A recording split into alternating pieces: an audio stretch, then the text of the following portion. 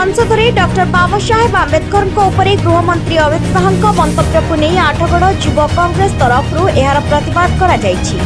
आठगढ़ कांग्रेस कार्यालय एक पदयात्रा बाहरी स्थानीय चांदखाली छकरी केंद्र मंत्री अमित शाह कुशपुतलिका दाह करिछि आठगढ़ युव कांग्रेस।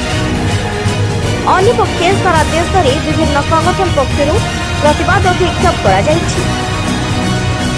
मनोरंजन Patnaik 3 number ward councillor.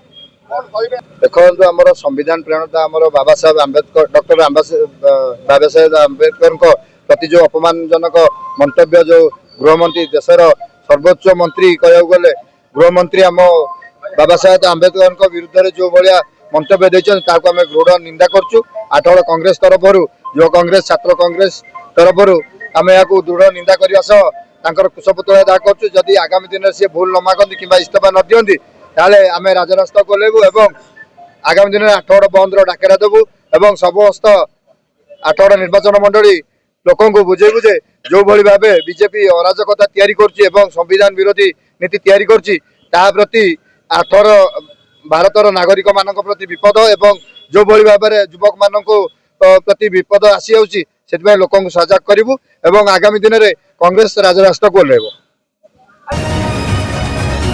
Athgarh Shridhar सेठी रिपोर्ट उत्कल न्यूज।